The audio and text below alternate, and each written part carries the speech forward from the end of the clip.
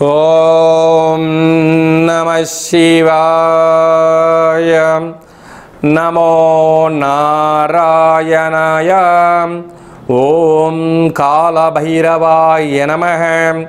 ఓం గణానాం త్వా గణపతిగం అవామహే కవిం కవీనాపవస్త్రవస్తవం జ్యేష్ఠరాజం బ్రహ్మణస్వత ఆన శృణ్వన్నోతిభిస్సీదసాదనగం శ్రీమహాగణాధిపతయే నమః. హరి ఓం. మా ఛానల్కి స్వాగతం. చూస్తున్న వీక్షకులకు ప్రేక్షకులకు అందరికీ ముందస్తుగా వినాయక చవితి పండగ శుభాకాంక్షలు.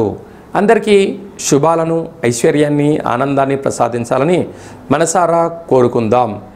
1/9/2025 నుండి 30/9/2025 వరకు ద్వాదశ రాశుల్లో గ్రహ గమనాలను వీక్షింపజేస్తూ అందరిపైనను విఘ్నేశ్వర స్వామి వారు గంగా తీరం వైపు బయలుదేరుతూ ఉంటారు కనుక అందరికీ ఐశ్వర్యాన్ని ప్రసాదించాలని, కైలాసంలో మహాదేవుడి యొక్క ఆశీస్సులు ప్రసాదించాలని, అలాగనే పూర్ణిమ తదనంతరము పితృపక్షాల కాల సమయం కనుక గతించిన వారికి వీరు స్మరణ ధ్యానము స్వయంపాక దానము చేయడం వలన అందరికీ ఐశ్వర్యాన్ని ఆనందాన్ని ఆచంద్రార్కం వారు కూడా వంశాభివృద్ధిని కలిగించాలని మనసారా కోరుకుంటూ ఆశీర్వచనం. ద్వాదశ రాశుల్లో గ్రహ గమనాన్ని వీక్షింపచేద్దాం.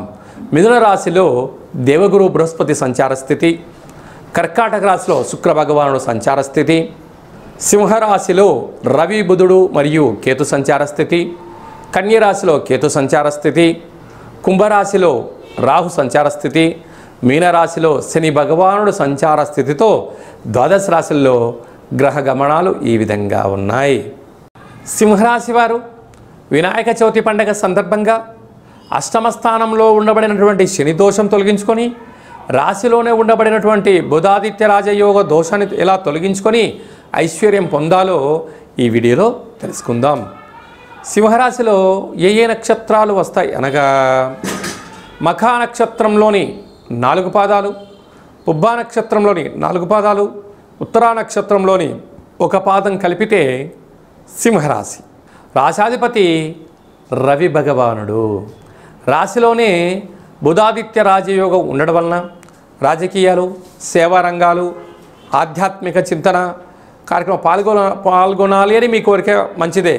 కానీ అనవసరమైన ప్రయాణాలు, మితిమీరిన ఖర్చులు మిమ్మల్ని పొగడ్తలకు పెట్టించి విందులు వినోదాల్లో పాల్గొని మీ యొక్క ధనాన్ని హరింపజేస్తూ రాబోయే కాలంలో ఇబ్బందికి గురి చేసే పరిస్థితి చాలా అధికంగా ఉంటుంది. తస్మాత్ జాగ్రత్త. అలాగే 2వ స్థానంలో కుజుడు సంచారం చేయడం వలన కుజదోష ప్రభావం కావడం వలన రుణ సమస్యలు, రోగ సమస్యలు, అనవసరమైన ధనం ఖర్చు అయ్యే పరిస్థితి చాలా అధికంగా ఉంటుంది. అష్టమంలో శని భగవానుడు ఉండడం వలన చిన్న చిన్న విషయాలకు కోపము, ఆవేశము, జల ప్రయాణాలు, నీటితో జలగండాలు పొంచి ఉన్నాయి.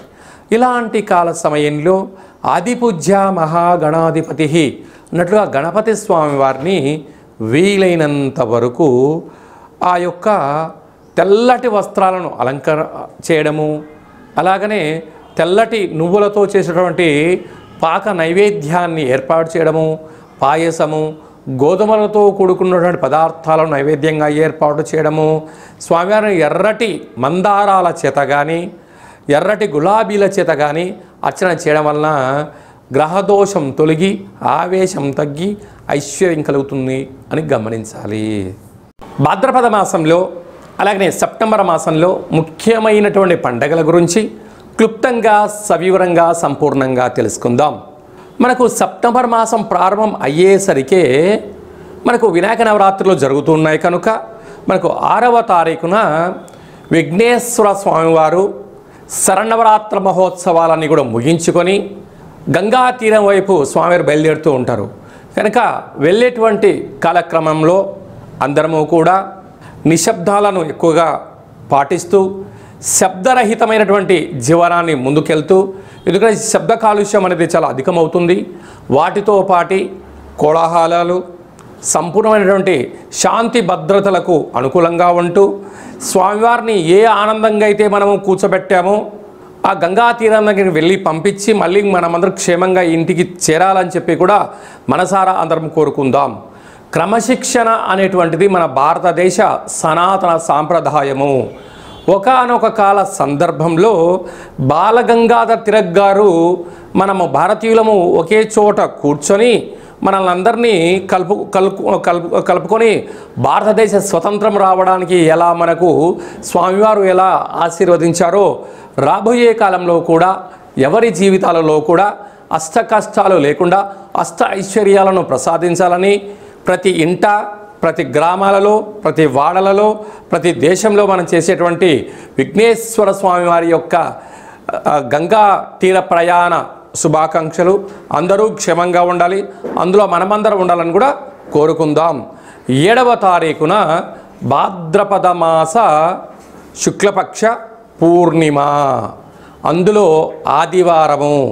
ఈ సంవత్సరం అధిపతి రవి భగవానుడు, ఆదివారము. అదే కాకుండా కూడా ఈ సంవత్సరంలో మొట్టమొదటిసారిగా వస్తూ ఉండబడినటువంటి చంద్రగ్రహణము, రాహుగ్రస్త చంద్రగ్రహణం జరుగుతుంది కనుక వీలైనంత వరకు 7వ తారీఖు సాయంత్రం 4:30-5 గంటలకే ఆహారాన్ని సంపూర్ణంగా భోజనం చేసి వీలైతే ఉపవాసం చేయడము ఉత్తమోత్తంగా భావించగలగాలి. అలాగా 9:55 గ్రహణ ప్రారంభ కాలము, 2 గంటలకు మధ్యకాలము, 3:55 మోక్షకాలం ఉంది కనుక గ్రహణము పట్టు స్నానము, విడుపు స్నానము వీలైతే చేయండి.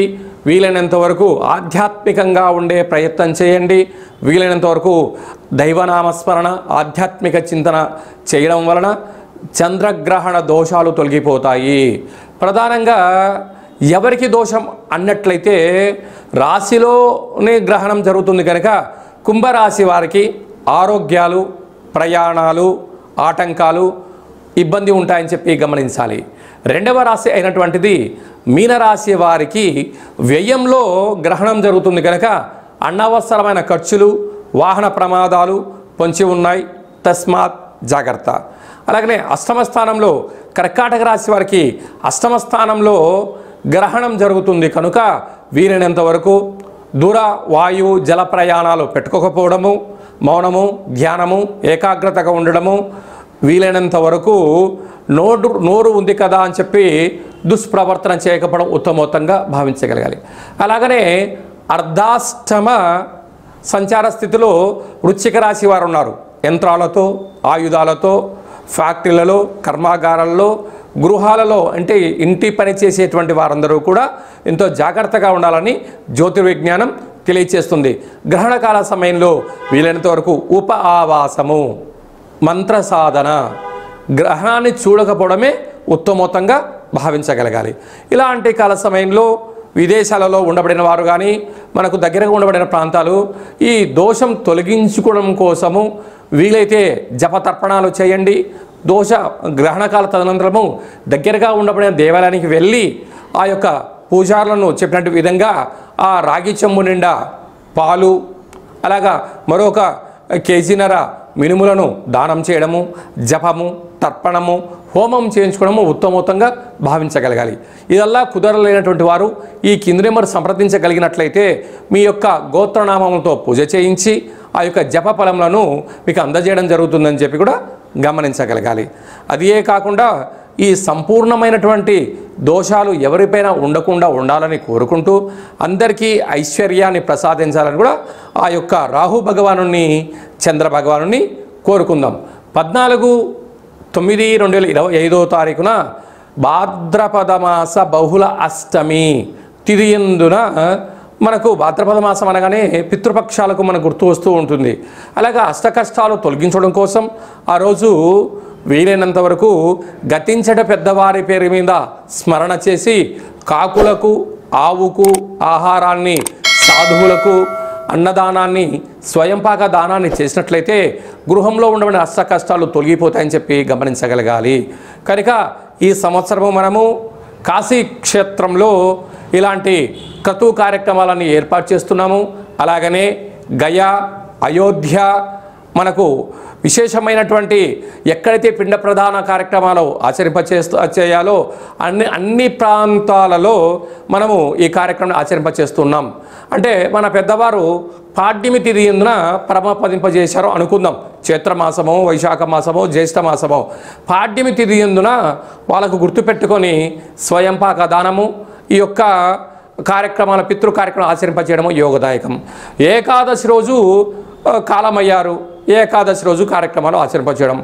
అలా కుదరలేనటువంటి వారందరూ కూడా అమావాస్య తిథి ఎందున ఈ పితృ కార్యక్రమాలు ఆచరింపచేయడం వలన వారి యొక్క వంశదేవతలు, కులదేవతలు, పితృదేవతలు ఆశీస్సు కలిగి వారి యొక్క అనువంశికానికి పుత్ర, పుత్రిక, పౌత్ర, రాజయోగ ఐశ్వర్యం కలుగుతుందని చెప్పి కూడా గమనించగలగాలి.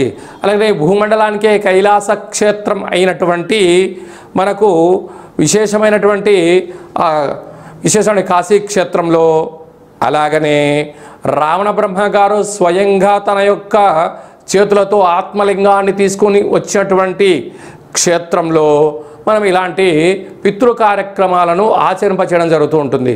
అలాగా మనం ఆయా స్థలాలలో మనం పెట్టినట్లయితే విశేషమైన పుణ్య ఫలితం కలిగి కోటి జన్మల పుణ్య ఫలితం కలుగుతుందని చెప్పి కూడా గమనించాలి. ఈ విధంగా అందరికీ శుభం, జయం, లాభం కలగాలని కోరుకుంటూ ఆశీర్వచనం. ఓం శతమానం భవతి శతాయు పురుష సతేంద్రియ ఆయుష్యేవేంద్రియే ప్రతిష్టతి ధనం ధాన్యం బహుపుత్రలాభం శత సంవత్సరం దీర్ఘమాయు సర్వే జనా సుఖినో భవంతు లోకా సమస్తా సుఖినో భవంతు సర్వం విఘ్నేశ్వరార్పణమస్తు. హరి ఓం. ఈ వీడియో మీకు నచ్చినట్టయితే లైక్ చేయండి, షేర్ చేయండి, మా ఛానల్ని సబ్స్క్రైబ్ చేసుకోండి. ఆధ్యాత్మిక భక్తి సమాచారాన్ని అందరికన్నా ముందుగా మీరు తెలుసుకోవాలి అనుకుంటున్నట్లయితే ఈ యొక్క భక్తి సమాచారాన్ని భగవద్బంధులకు, మిత్రులకు, స్నేహితులకు చేరవేయండి. హిందూ ధర్మాన్ని కాపాడండి. మరొక చిన్న విషయం ఏమిటనగా, మీ వ్యక్తిగత జాతకం తెలుసుకోవాలి అనుకుంటున్నట్లయితే మీ యొక్క పేరు, పుట్టినటువంటి తేదీ, నెల, సంవత్సరం, సమయం రాసి మీరు పంపించగలిగినట్లయితే 100 సంవత్సరాల జాతకాన్ని రాసి పంపించి మీరు పుట్టినప్పుడు గ్రహ గమనాలు ఎలా ఉన్నాయి, మీరు ప్రస్తుత కాలమాన ప్రకారంగా గ్రహాలు ఎలా ఉన్నాయి, భవిష్యత్తులో ఎలా ఉండబోతున్నాయో తెలియజేయడం జరుగుతుందని కూడా గమనించగలగాలి. చాలామందికి డేటా బర్త్లు లేనటువంటి వారికి పేరు యొక్క మొదటి అక్షరాన్ని అనుసరిస్తూ రాశిని తెలియచేస్తూ రమణ శాస్త్రం ద్వారా అనగా గవళ ద్వారా భూత, భవిష్యత్, వర్తమానాన్ని తెలియజేయడం జరుగుతుంది. కనుక ఈ కింది నెంబర్ని సంప్రదించి అపాయింట్మెంట్ తీసుకొని సంప్రదించగలరు.